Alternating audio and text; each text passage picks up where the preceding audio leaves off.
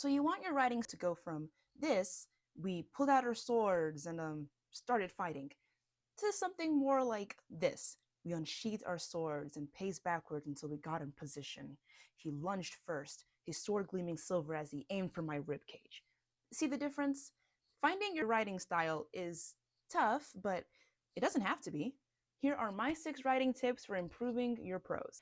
Number 1, take inspiration from your favorite authors or authors writing the same genre as you are. Basically, finding a template. You were drawn to certain books and stories for a reason.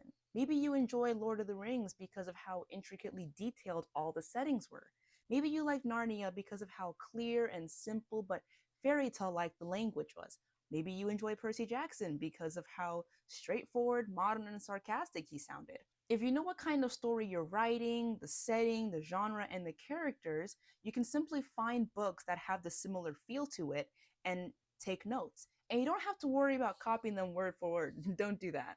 It's just practice. Practice writing in their style for a while. And then after a while, as you start getting more comfortable with it, you'll start to find your own writing style and start to figure out what feels right. And this is something that a lot of people actually do. In fact, some people would even recommend reading poetry to figure out a writing style. Number 2, expanding your vocabulary. And I don't mean when you're trying to write an essay and read the word count, so you pull out words like henceforth, wherefore art thou, and dubiously. Nothing like that, please. I mean using verbs to replace redundant and other flat words. For example, saying something like, she walked slowly through the forest. Okay, that's fine, but it can be better. Try something else like, she strolled through the forest winding green paths. So immediately using the word stroll, everybody knows what a stroll is. It's a very leisurely walk, a promenade usually, through a very quiet area. You probably have your hands in your pockets, you're humming to yourself, looking at nature. Using the word stroll can activate the reader's imagination for what's going on. And even adding more descriptions like winding green paths can help them envision a winding, peaceful trail through the forest. It's probably very sunny, the weather is probably perfect, things like that. Or if the mood is a little bit eerie and cautious, she gingerly stepped onto the gravelly road, crushing dead leaves beneath her boot. See the difference? Using gingerly means cautious, carefully, without actually saying cautious and carefully. And using something like gravelly, I hate gravelly roads because they're so noisy, but it kind of gives you this very scary and careful feeling that something bad might happen. So using vocabulary is very important. And there are a lot of sites on Google that you can go to figure out how to substitute words, synonyms.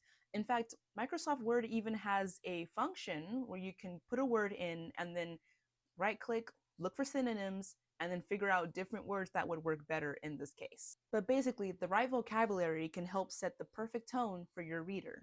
Number 3, finding the rhythm in your story. So not every paragraph is going to have super short sentences, and they're not going to have super long sentences either.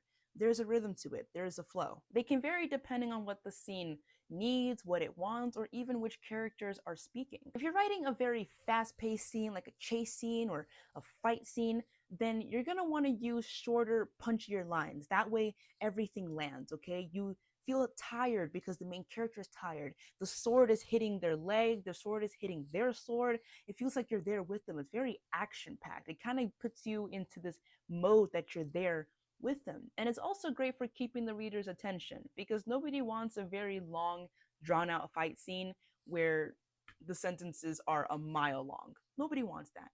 Versus a scene where you're describing a home or a feeling, things that are very deep and emotional. You can use longer sentences here with more metaphors and imagery because you really want the readers to understand what is going on and you want them to be able to visualize as if they were the characters observing themselves. You want your reader to get immersed in the scene, and finding a good rhythm is the perfect way to do that. Number 4, lean into your characters' voices. Even if you don't have multiple point of views or this is like a third person omniscient kind of thing, it's important that each character is very distinct from the other. That's what makes a story so entertaining. So whether you have 1 or 3 characters with their own point of views, you should know exactly how they would think, how they act, and how they even speak. If you have a character who leans on sarcasm a lot, then their language and their actions are going to be very blunt and straightforward, and they might even tell jokes. If you have a character who's more artistic and sweet and whimsical, then they're going to be very in tune with how other people are feeling, observing faces and body language. They're going to be very detailed about nature, and they're going to speak with very kind words to other characters. They might be even soft spoken a little bit, which again, instead of saying speaking softly, you can say they murmured, they whispered, they mumbled, things like that. If you have a character, a villain, who's cold and vain and narcissistic, then their words are going to be very harsh and clipped and judgmental. If you have a manipulative character, then their words might sound cold at first, but flowery. You know, they're going to put a whole bunch of nothing in there to make you feel good. The point is to make the readers feel very uneasy. But you see how language and certain words from different characters can give them their own distinct voices and help you figure out who is speaking. Number 5, and this is when you start maturing in your writing. This is when you go into self editing and seeing if you want to take anything out. You have to cut the fluff. Cut out the filler words, the uhs and the ums. It's like if you were speaking for a presentation.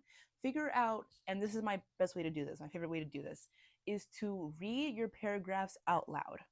You don't have to read to anybody. You can just do it by yourself in the comfort of your own home, in your room, under a blanket.